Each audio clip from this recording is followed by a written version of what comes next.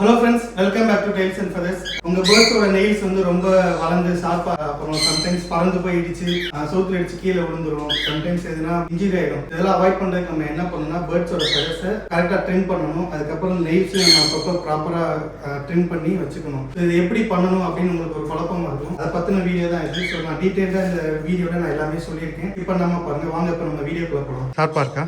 ஆமா, ஷார்ப்பா இருக்கு, குத்துது.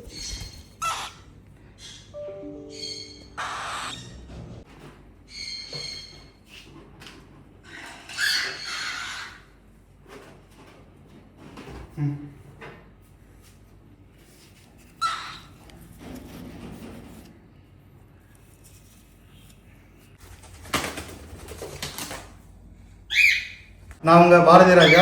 இந்த வீடியோவில் நம்ம பேர்டுக்கு எப்படி ஃபெதர் ட்ரிம் பண்ணணும், எப்பெல்லாம் ஃபெதர் ட்ரிம் பண்ணலாம், எப்படி நெயில் ட்ரிம் பண்ணணும், இன்கேஸ் நெயில் ட்ரிம் பண்ணுறப்ப ப்ளீடிங் வந்துச்சுன்னா என்ன பண்ணணும் அப்படின்றத நான் சொல்லியிருக்கேன். வாங்க வீடியோக்குள்ள போகலாம். ஃபர்ஸ்ட் ஒரு இன்ஃபர்மேஷன், நம்ம எல்லா பேர்டுக்குமே நம்ம ஃபெதரை ட்ரிம் பண்ணணும் அவசியம் கிடையாது. எப்போ ட்ரிம் பண்ணுறது நம்ம தெரிஞ்சுக்கணும். உங்க பேர்டு வந்து பார்த்தீங்கன்னா கொஞ்சம் டேண்டா இல்லைன்னா கையில் நிற்காம அங்கங்கே போய் பறந்து மோதி கீழே விழுந்து அடிபட்டுரும். அந்த மாதிரி டைம்ல நம்ம ஃபெதரை கண்டிப்பாக ட்ரிம் பண்ணணும். ஸோ ஃபெதர் ட்ரிம் பண்ணுறப்போ வந்து பார்த்தீங்கன்னா கம்ப்ளீட்டாக ட்ரிம் பண்ணக்கூடாது. ஸோ ட்ரிம் பண்ணுறது இருந்துச்சுன்னா பறக்க முடியாத அளவுக்கு பண்ணுறது இல்லை. ஸோ அது சேஃபாக கிளைட் ஆகி கீழே லேண்ட் ஆகிற மாதிரி பேலன்சிங்காக பண்ணுறது பேர் தான் ஃபெதர் ட்ரிம்மிங். ஸோ நிறைய பேர் வந்து பார்த்தீங்கன்னா நிறைய வீடியோஸில் போட்டிருக்காங்க, அப்படியே இந்த மாதிரி சிசர்ஸை வச்சு அப்படியே ஃபுல்லாக கட் பண்ணிடுவாங்க. ஸோ அது என்ன ஆகும்னா பேர்டுக்கு கம்ப்ளீட்டாக ஸ்ட்ரெஸ் ஆகும். ஒரு சில பிளட் ஃப்ளோரையும் கட் பண்ணிட்டு ப்ளீட் ஆகுதுன்னு சொல்லி நமக்கு நிறைய பேர் டிஎம் பண்ணியிருக்காங்க. ஸோ அந்த மாதிரிலாம் பண்ணிடக்கூடாது.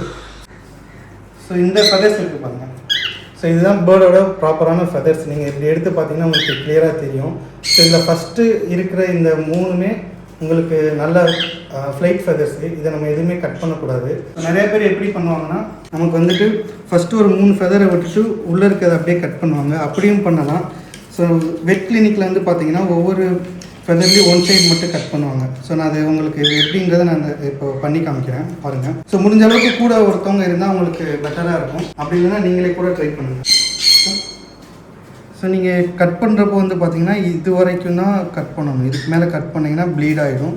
ஸோ அதை மட்டும் நீங்கள் அவாய்ட் பண்ணிடுங்க.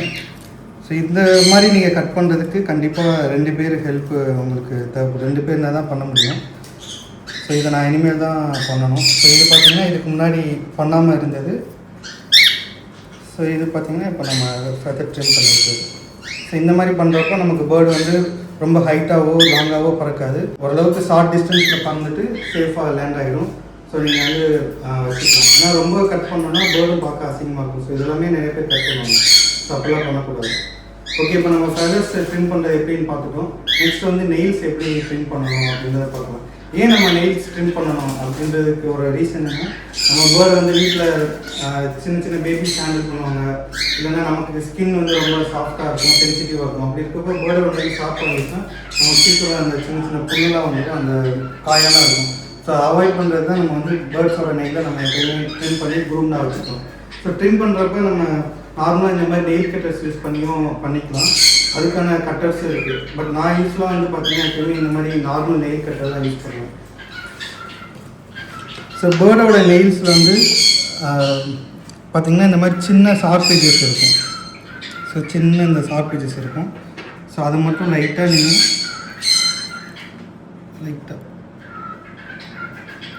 கட் பண்ணால் போதும். ஸோ உங்களுக்கு அந்த ஷார்ப்னஸே போயிடும்.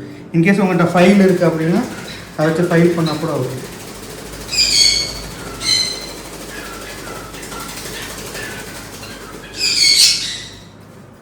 ஸோ இன்கேஸ் நீங்கள் கொஞ்சம் சேர்த்து கட் பண்ணால் கூட ப்ளீட் ஆகிடும். ஸோ இன்கேஸ் ப்ளீட் ஆகிடுச்சுன்னா டக்குன்னு ஒரி பண்ண வேணாம். எதுனா ஆன்டிசெப்டிக் பவுடர் பக்கத்தில் இருக்க மெடிக்கல்ஸில் இருக்கும். ஸோ அதை வாங்கி நீங்கள் இமீடியட்டாக அப்ளை பண்ணிவிட்டு ஒரு 2 மினிட்ஸ் 3 மினிட்ஸ் நீங்கள் கேஜ்க்குள்ளே விட்டுட்டீங்கன்னா ப்ளீடிங் ஆட்டோமேட்டிக்காக ஸ்டாப் ஆகிடும். ஸோ இன்கேஸ் ப்ளீடிங் கண்டினியூஸாக இருக்குன்னா பக்கத்தில் இருக்க வெட் கிளினிக் இமீடியட்டாக எடுத்துகிட்டு அதை செக் பண்ணிடுங்க. ஸோ இந்த வீடியோ உங்களுக்கு கண்டிப்பாக யூஸ்ஃபுல்லாக இருக்கணும்னு நான் நினைக்கிறேன். ஸோ எப்படி நம்ம பேர்ட்ஸ்க்கு ஃபெதர் ட்ரிம் பண்ணணும், எப்படி நெயில்ஸ் ட்ரிம் பண்ணணும், அதுவும் சேஃபாக எப்படி பண்ணணுன்றது நான் டீட்டெயிலாக சொல்லியிருக்கேன். ஸோ உங்களுக்கு இது மாதிரி எதனா டவுட்ஸ் இருக்குன்னா கண்டிப்பாக கமெண்ட்ஸில் சொல்லுங்கள். அதுக்கப்புறம் பேர்டு ஓனர்ஸ்க்கு இந்த வீடியோஸை ஷேர் பண்ணுங்கள். நம்ம சேனலுக்கு சப்ஸ்கிரைப் பண்ணுங்கள். ஸோ இந்த மாதிரி நிறைய யூஸ்ஃபுல்லான வீடியோஸ் நம்ம அடுத்தடுத்து அப்லோட் பண்ணுவோம். தேங்க்ஸ் ஃபார் வாட்சிங்.